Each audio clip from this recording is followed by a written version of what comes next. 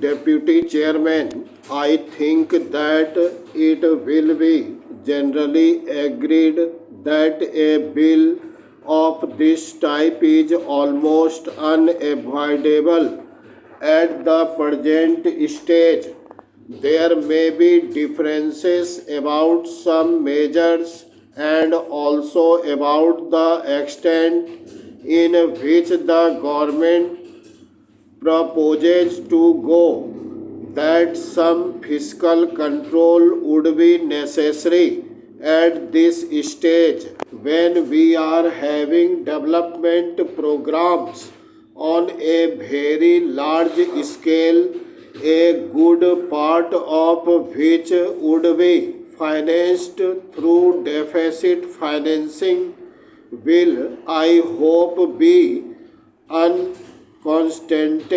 I think the fact that in the second 5 year plan, the greatest emphasis has been placed on heavy industries, especially on the production of certain types of capital goods, lends further force to an argument of this type.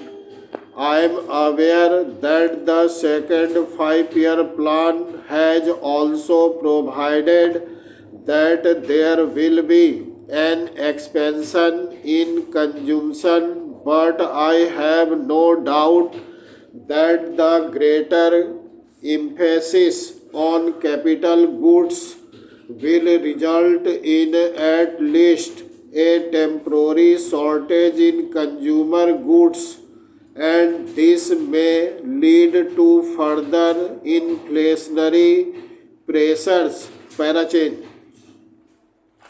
To a certain extent, such pressures have already been felt.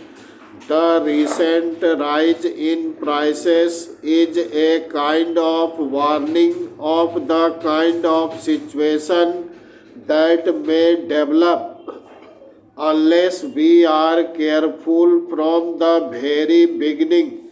Therefore, I would say that this measure of the government, in so far as I can understand it, has a twofold aim. On the one hand, to increase the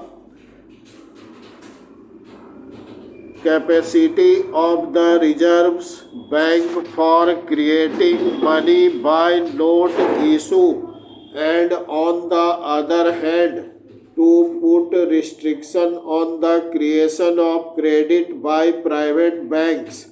Parachain. The first aim is intended to ensure that the money that is required for the economic development of the country will not be lacking.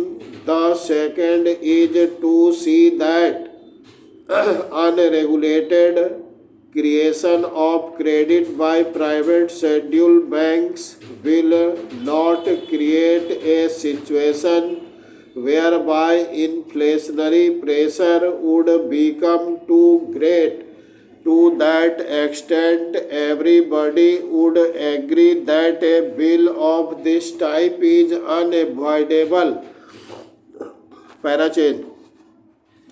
I have, however, a few questions to ask of the Honorable the Finance Minister, and I have no doubt he will be able to meet the doubts which I have in my mind. My first doubt is whether there is not an undue measure of fear about this inflationary pressure in the second plan. There is an uncovered gap of rupees 400 crores, and there is also a proposal to have rupees 1200 crores of deficit financing, and so we may say that deficit financing would be of the order of rupees 1600 crores, because after all the uncovered portion has to be met somehow or the other. I do not know whether sufficient credit has been taken of a possible adverse trade balance which is bound to develop during the first 2 or 3 years of the second 5-year plan. We are going to industrialize on a fairly heavy scale, and as we import machinery on a large scale, an adverse balance of trade is bound to develop.